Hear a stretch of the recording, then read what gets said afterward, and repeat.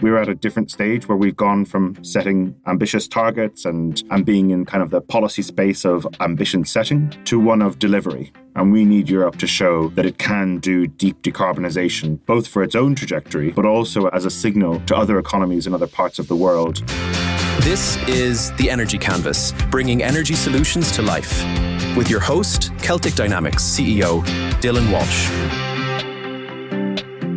Hey, Dylan here. Today we're looking at how Europe's energy system is evolving in a much uncertain world, from geopolitical tensions to rising energy costs and increasing pressure on industry.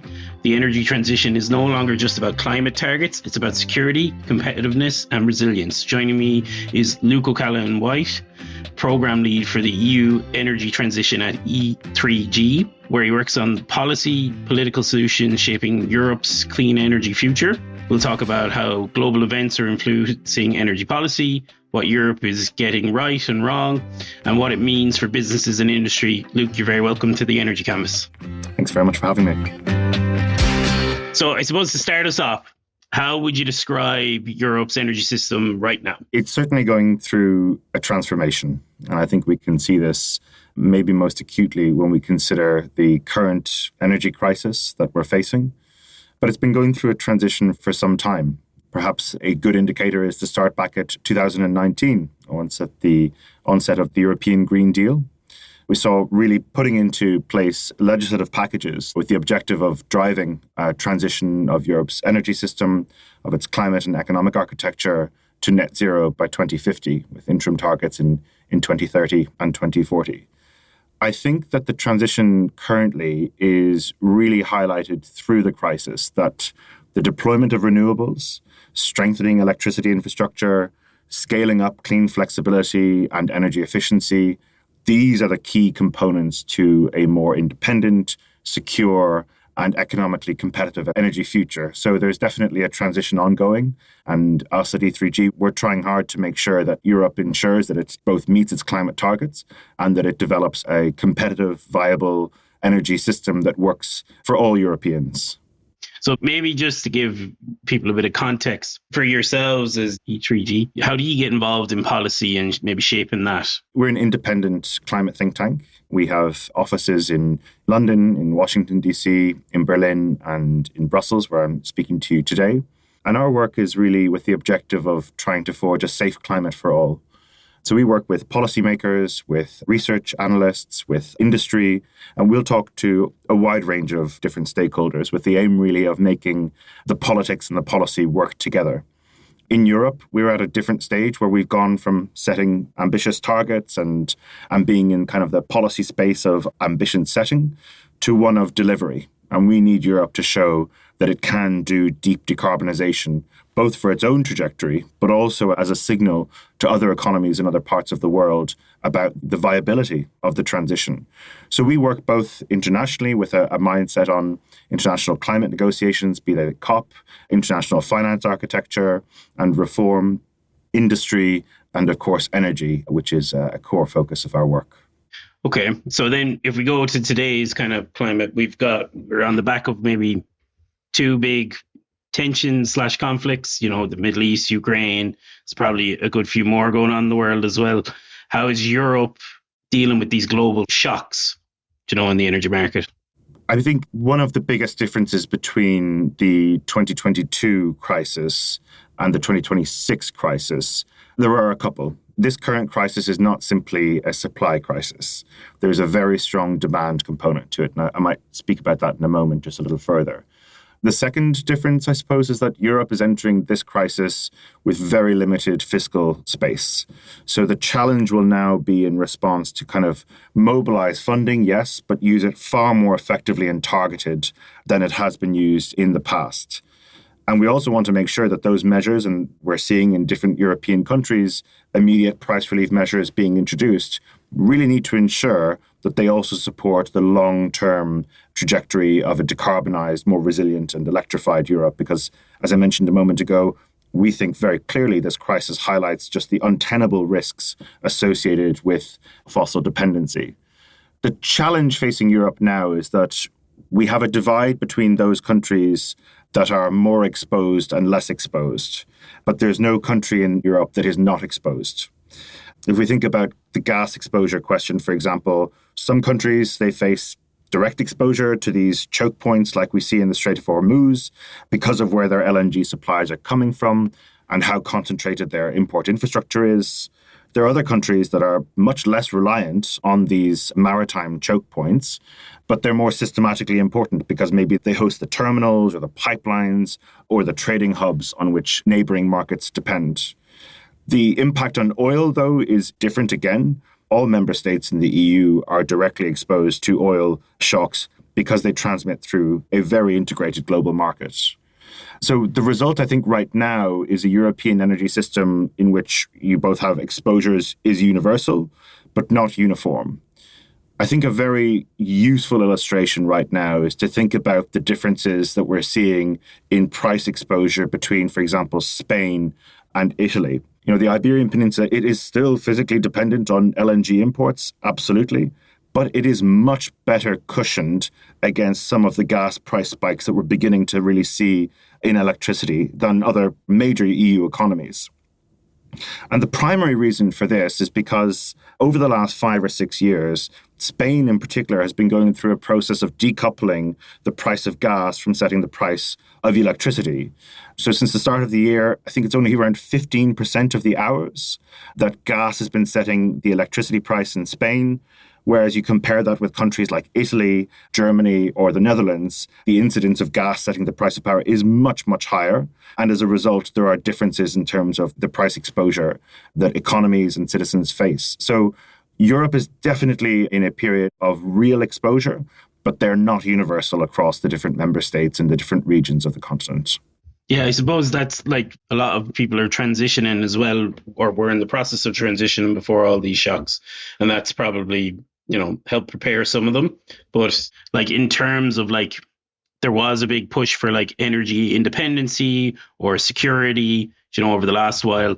Like, has that reduced due to the conflicts or increased? What do you think is the current feeling? There was a poll conducted by Politico late last month, surveying around 6,000 citizens in, I think, 5 or 6 different EU countries. The vast majority say in response to the current crisis that Europe should simply either continue on its trajectory or accelerate its trajectory of moving to a more resilient renewables-based energy system. I think that there's a lot of evidence we can take from how we've responded to the last crisis, what's worked well, and what hasn't worked well. Our response to 2022, we've seen a maturation in clean system assets, in particular I'm thinking about the development of electromobility, of the boom that we've seen in solar. And it's the deployment of renewables like wind and solar between, let's say, 2020 and end of 2025. That has saved us around 60 billion euro in money that we have not spent on fossil fuel imports. We are, and as you mentioned, countries are going through a transition. And the data that we have from the think tank Ember shows that in 2025, for the first time, wind and solar energy generated 30% of EU electricity, which is higher than the share of electricity generated from fossil fuels. That's the first time that's happened. I think there is a growing sense that we cannot simply have small measures in response to the current shock. We tried diversification of gas after the last crisis, moving away from Russian dependency towards the United States, an increased focus on LNG generally, and also to the Middle East. I don't think anybody can say that we're now shielded from those gas shocks in a way that we thought we would not be. So the solution is not diversification. The solution has to be reducing the structural dependency on gas, on oil, on fossil import, which is inherently risky. And it's, I think, being proven now. I would wonder whether or not European citizens would say it is good enough for us to have gone through 2 massive energy crises where we have spent hundreds of billions of euro of public money to have the same structural cause generate the next crisis. I think we really need to think about a wholesale change in how we're addressing energy security in Europe. Yeah. And then just maybe for someone who's outside of the sector, how would you explain, maybe in the simplest way, like the current risk, like in terms of the energy on them? I would say that at its core right now, maybe in simple terms, The largest risk comes from the share of imported energy that Europe relies on. It's an outlier for advanced economies. Just around 58% of our energy is imported. We're seeing that events that happen in the Middle East, that happen in Europe, that happen in Asian countries as well, they reverberate globally. These are not issues from which we can insulate European energy prices or other, economic impacts simply because we're over here and the fossil fuels that we're importing are over here. It's a completely integrated and interconnected system. It's a complex one, but it's interconnected and integrated. That's, I would say, the biggest risk. Now, if we were to move from a fossil-based economy towards a clean economy based on electrification and renewables, there are absolutely energy security risks associated with this alternate future as well. For example, at the moment, we're relying heavily on Chinese imports for a lot of the electric technology value chain. That is a risk. There's a difference, though, between the risk in an asset that, let's say, we import and we use for 30 years compared with a flow, something that we'll need all of the time. So at its core, I would say the biggest challenge right now is just how dependent we are on fossil imports. We're not going to shield ourselves from, there's no panacea in terms of an energy security future, but we will be much more resilient if we can deploy European renewables, flexibility and efficiency solutions, and have a highly electrified economy. This, I think, will generate a lot more resilience that we currently don't have because of our dependencies on imported fossil fuels. I suppose then, if we shift more to, solutions. What solutions at the moment now are, priority? We're talking renewables, energy efficiency, electrical vehicles, etc. I think from what you're saying there, a lot of it is about our own infrastructure that we own rather than importing. So how would all of that affect our energy security, I suppose? Renewable power itself, it's a dependable and it's a regenerative asset. It has really low operating costs once it's built. And so if we get the policy design right, these renewables, they can offer access to more affordable energy supply. And when we deploy renewables, for example, in tandem with energy efficiency measures, with grid modernization, with electrification, with storage flexibility that we need when we're using intermittent energy sources, that will increase a country's capacity to satisfy demand. That's a really important distinction in terms of how we operate the energy system under these conditions. If we don't get the policy design right, those dividends are not necessarily going to emerge. I would see kind of a couple of, if you're kind of saying, well, what now in terms of solutions? We know the technology. We've got that resolved. We have a couple of really big challenges at the minute. One, when it comes to investment, we are struggling big time here.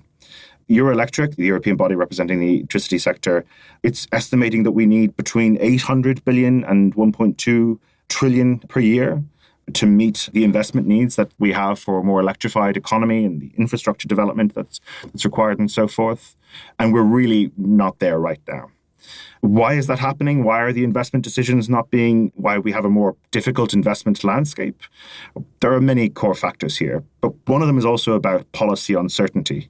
Here in Brussels and the EU, we've been trying to go through this process of what we're calling simplification. That's what the commissioner calling it, where we're reviewing legislation that we've just passed. What we're hearing from businesses is, no, we need certainty. We need to know that the investments that we're making now as first movers or investment on the basis of legislation that has been passed, it can be guaranteed.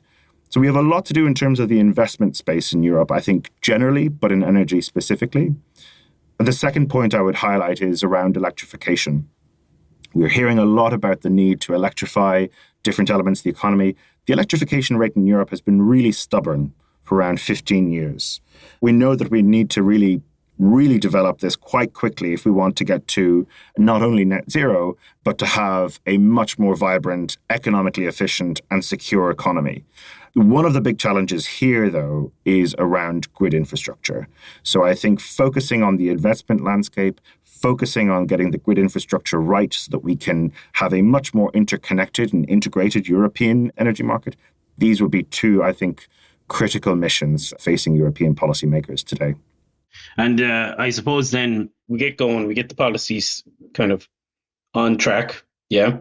Is there other big bottlenecks that we're still facing other than this? So I think that there are still, perhaps most well observed is the challenge around permitting, that it can take a long time to go from a plan for a renewable energy project to the delivery of that project. There are many reasons for why this is quite challenging. I think that it's important not just for investment security, but for the potential that we have. And thinking about Ireland again, we have a fantastic Atlantic coastline with abundant wind resources. We still don't have Atlantic offshore wind. Permitting is one challenge. Having the investment certainty is a massive challenge as well. I think that there are many bottlenecks when it comes to how we, I suppose, coordinate across different European jurisdictions as well. But none of these should be impossible to address. And there are good pieces of legislation which have been put forward to try and address these problems. I'm thinking of the Renewable Energy Directive, for example. The challenge here is that we're struggling to get member states to implement it fully. And it's those countries that have implemented it fully or close to fully. I'm thinking about Lithuania and about Germany. Some of those challenges or bottlenecks aren't as obvious in those countries as they are in countries which have not fully transposed and implemented this piece of legislation. It's just one example where I think that if we can properly implement the legislation that we've agreed to and that the directives are functioning in the 27 member states as they are intended to, we can remove some of the existing bottlenecks that we have. There's been a lot of discussion about electrifying industry across Europe and why it's becoming a key issue now. I suppose the crisis is probably emphasizing it a little bit, but like if we look at it from the perspective of maybe like business owners and stuff like that, and in terms of them deciding to invest in it, like why do we think there's such a barrier now for some of the electrification, like especially I would say big decarbonization projects, stuff like that? There is a bit of a barrier I even see. So what's your thoughts on that? Well, I think that direct electrification of industry, it's core to Europe's future competitiveness. These are not new concerns. This has been at the top of the European political agenda for several years. European industry is caught in a storm of rising fossil energy costs, fierce competition with China, and sluggish demand in Europe. And as a result of these factors, and maybe there are others, we've seen a quite a significant drop in industrial output. But this is happening also at a time where many of these energy-intensive industries are planning quite significant investments in decarbonization. So the challenge here is, how do we electrify industry? And why should we even do it? What are the incentives to be doing it? Let me start firstly with the fact that we can directly electrify currently around 60% of European industry. Doing this, you're allowing for the opportunity of renewables-based electrification rather than relying on very expensive fossil alternatives for power input. The most competitive industries in Europe are SMEs and industries that rely on low-temperature heat. And it's the low-temperature heat industries that are the ones that can be directly electrified with the technologies that we have right now. Why should we do this on top? I would make maybe just a couple of points before getting to the barriers. Industry is responsible for around 30% of end sector CO2 emissions in Europe. Huge amount. If we deeply electrify industry with the technologies that we know we have currently, we can abate and displace almost 80% of industrial carbon emissions. So in terms of thinking about the climate dimension to this question, industrial electrification is an inescapable part of the overall architecture. It's the most effective way to cut exposure to volatile fossil prices. It's by far and away the most efficient, and it has huge dividends financially in terms of labor productivity. So it's not happening. And your question, why isn't it happening? High electricity costs. We've struggled integrating the technologies of specific sites, and this is kind of speaking to the grid congestion issue that I mentioned a moment ago. So I think, why are electricity costs so high, if we're trying to make the argument that that's cheaper than fossil-based alternatives? This is really a question around taxation. So electricity is taxed a lot higher in most European countries than alternative energy sources. There are also these non-energy levies, which are often attached to electricity bills. This makes no sense. We have to change this. And it is going to get in the way of the actual direct electrification of industries, even in those industries which are ready to electrify. So I would say top of my concerns here would be around grid congestion and ensuring that those industry players that are ready to electrify have access to the grids that they require. We've got a huge amount to do on that front. And secondly, that we revise the way in which we're taxing electricity so that we're making the right incentives and we're not overburdening what we know is the right solution structurally for Europe. I suppose then that's a different perspective that maybe we don't come from on this podcast a lot. But if you were to say tax-wise then, if you pick one you're familiar with, what would be a tax thing that you think should be looked at and revised? If we take most member states of the EU right now, electricity is typically 2 to 3 times more expensive than gas. And that's driven by a couple of different factors. One, because of the marginal pricing system that we use, gas is often setting the price of electricity. And secondly, there is the taxation consideration.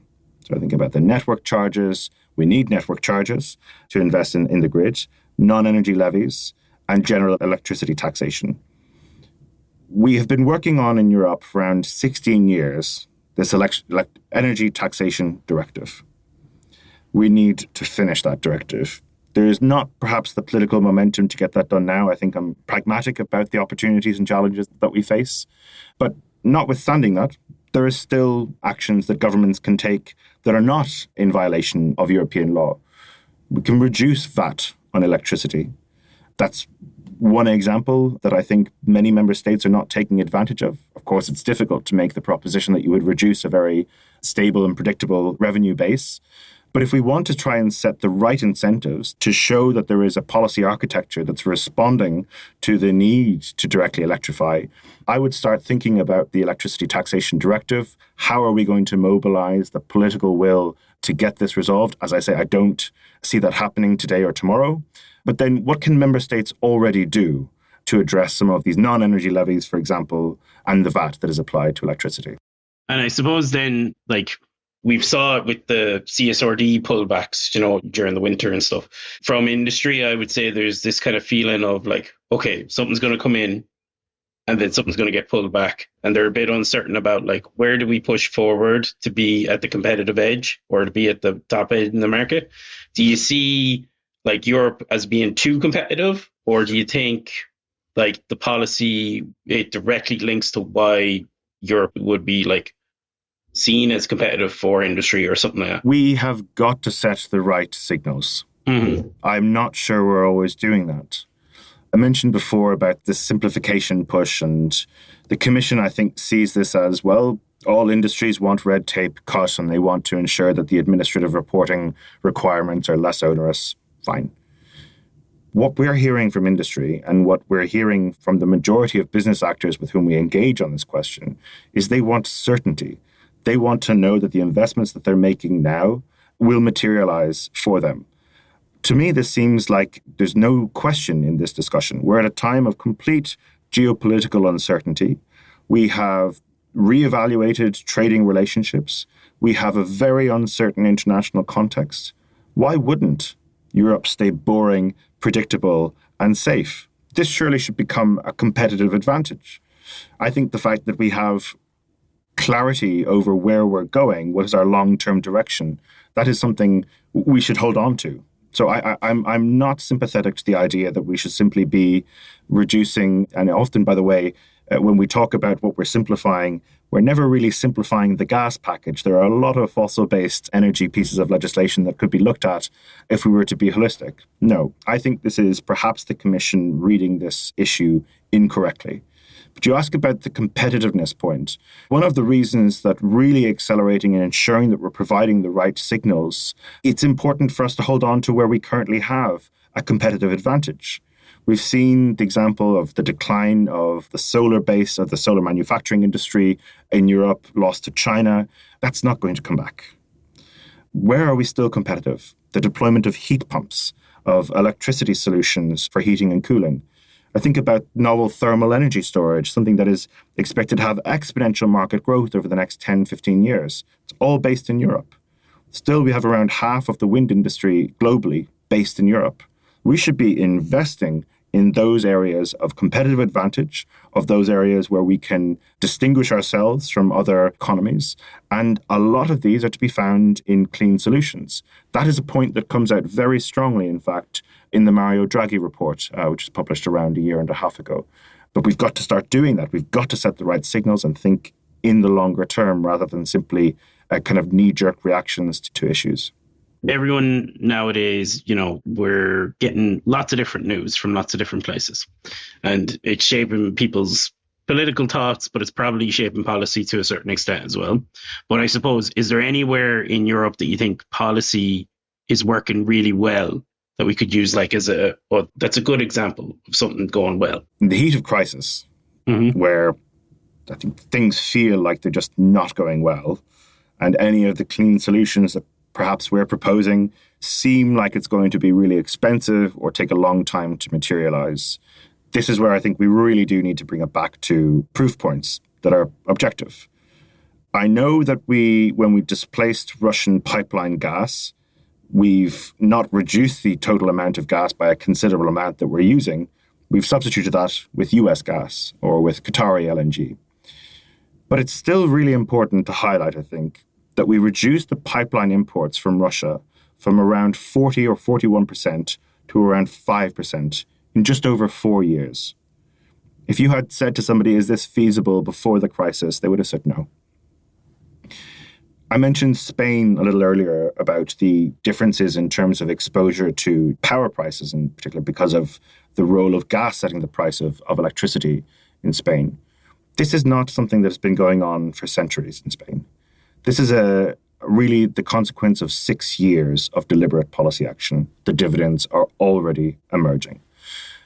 It is not a confident time in Europe, but we should not get away from the fact that in the past, Europe has been able to meet the moment of big crises for which it wasn't prepared.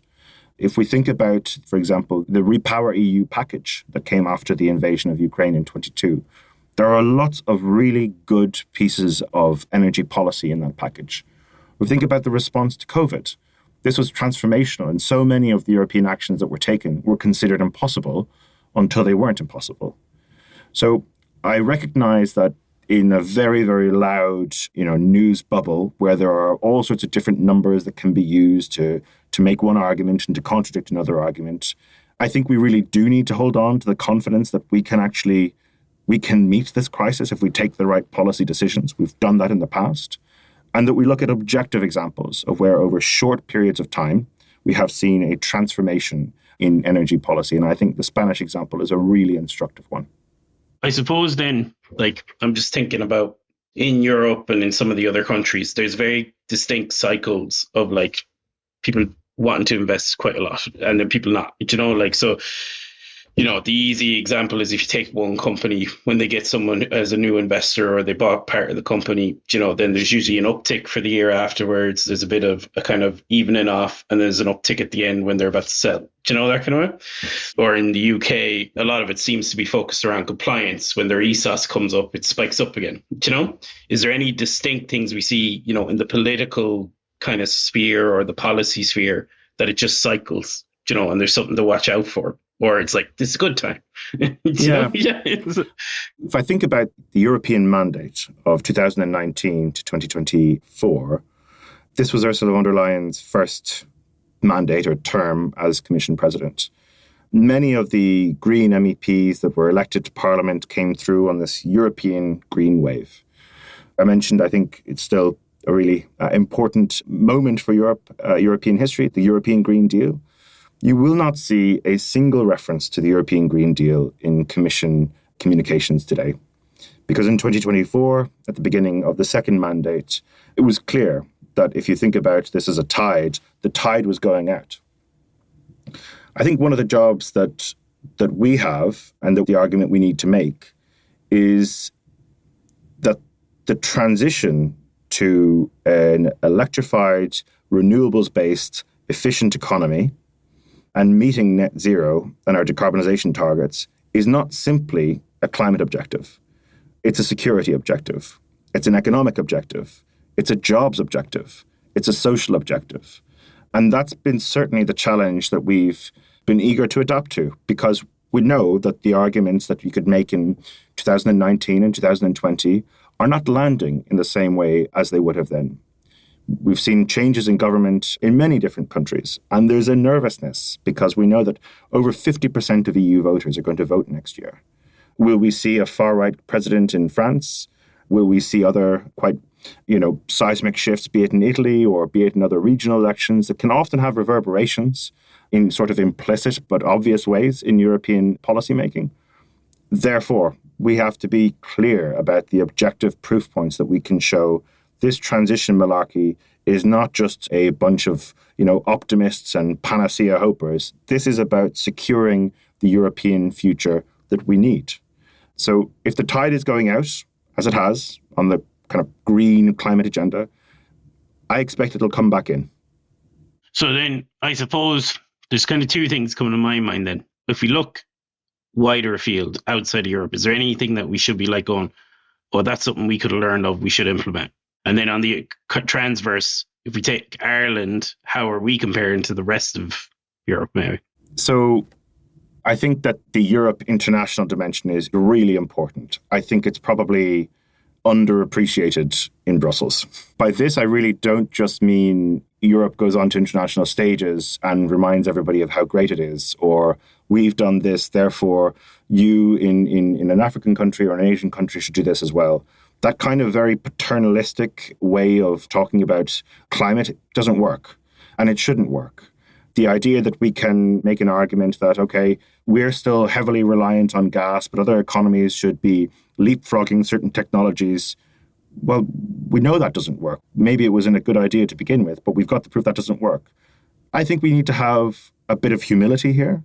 There are good examples that we can be learning from, be it Indonesia, be it India, be it Chile.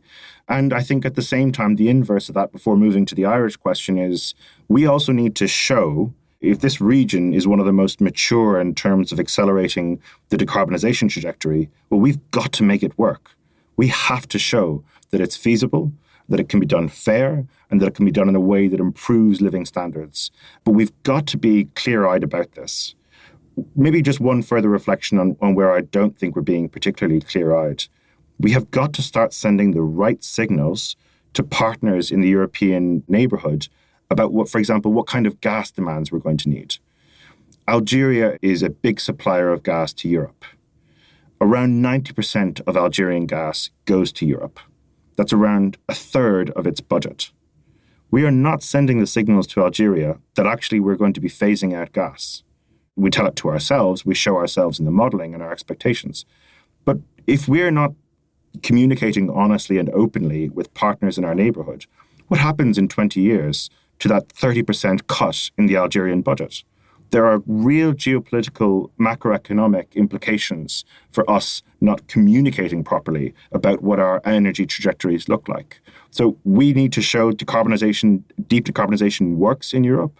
We need to listen more and pontificate less internationally. And we need to have more honest and robust discussions with our partners who are going to be affected by our changing demand. You asked a question there about Ireland, and I should say that I'm one of the many Irish people working in Brussels, but still feel an affinity for and following very much what's happening back at home. If I start with the top line, good and bad, I mentioned kind of provocatively, I feel myself as a little bit of a pragmatist. Still around 4/5 of Irish energy is coming from fossil fuels. Cannot get away from that.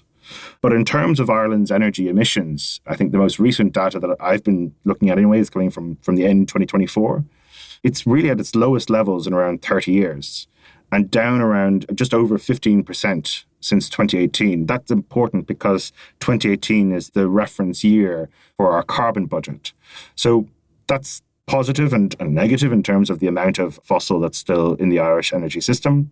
Where I think there's a bit more going kind of targeting down a little bit where there's some good news is emissions in electricity, down around 8.5% year on year from 24 to 2023. We're going in the opposite direction when it comes to emissions from heating. There are particular reasons for why that is the case in Ireland, but still we are moving in the wrong direction, given the most recent data that we have from the Sustainable Energy Authority. And the third point I'd make here before pausing on this one is really about import dependency. I mentioned in an earlier question you were asking about what would I say to somebody who's maybe a little bit removed from this discussion. I said the concern that I would have would be around the degree of exposure to imports. And in Europe, that figures around 58% of our energy is imported. In Ireland, we're almost at 80%.